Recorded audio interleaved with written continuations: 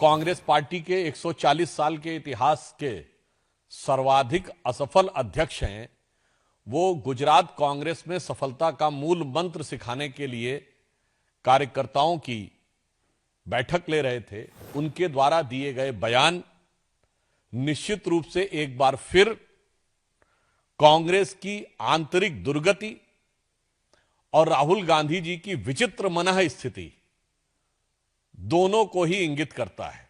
अपनी पार्टी के लोगों को पब्लिकली ह्यूमिलिएट करने का ऐसा उदाहरण कभी देखने को नहीं मिलेगा।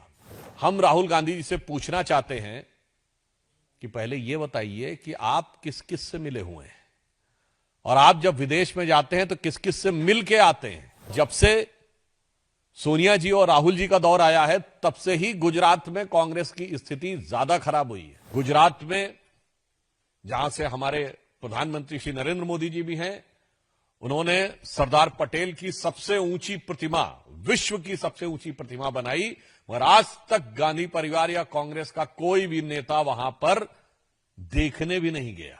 राहुल गांधी जी ने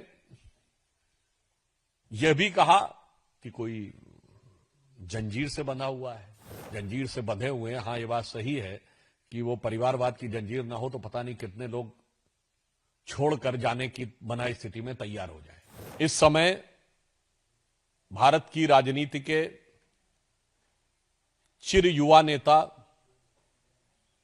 जो गुजरात चुनाव के दौरान संभवतः एक भी सभा करने के लिए गुजरात नहीं गए, जो कांग्रेस पार्टी के 140 साल के इतिहास के सर्वाधिक असफल अध्यक्ष हैं, वो गुजरात कांग्रेस में सफलता का मूल मंत्र सिखाने के लिए कार्यकर्ताओं की बैठक ले रहे थे।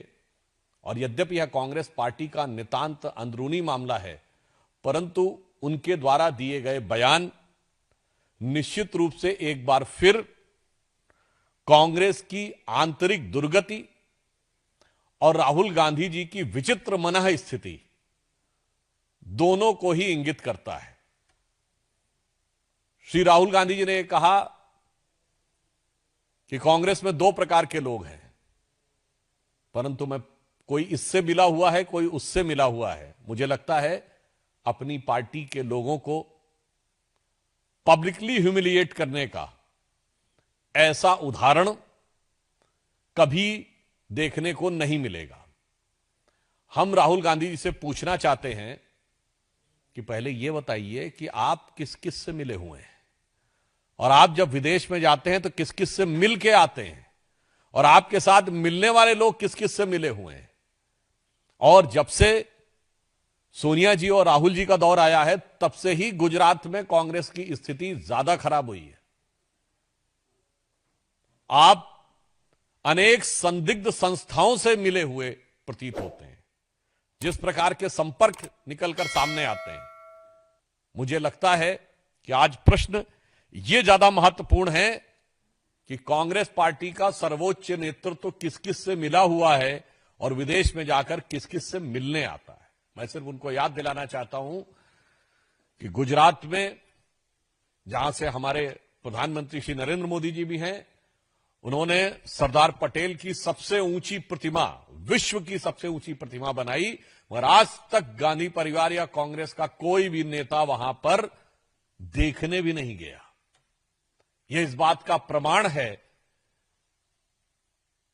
कि अपने नेताओं के प्रति भी इनका सम्मान बदल जाता है यदि उन्हें वास्तविक सम्मान मिल जाए।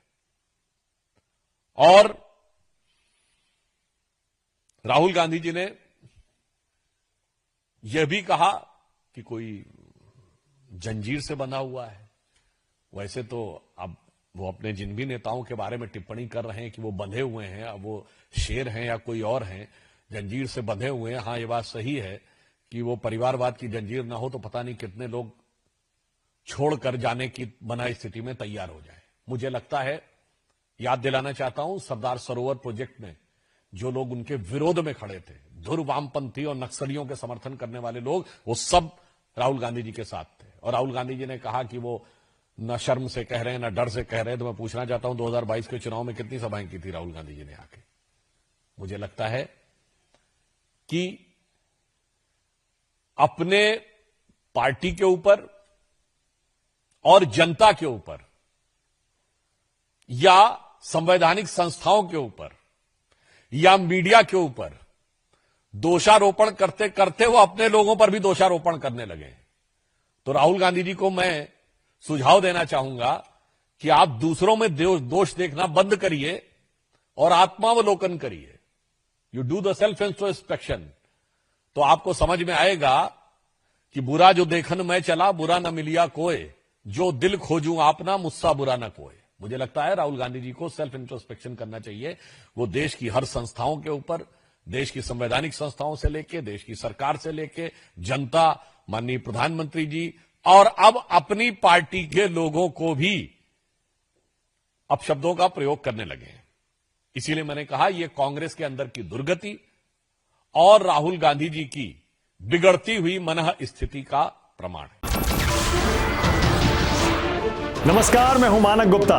अगर आपको हमारा ये वीडियो पसंद आया हो तो इसे लाइक और शेयर जरूर करें और हां, हमें सब्सक्राइब और फॉलो करना ना भूलें ताकि आप देश और दुनिया की कोई खबर मिस ना करें। तो जुड़े रहिए हमारे साथ और देखते रहिए न्यूज़ 24।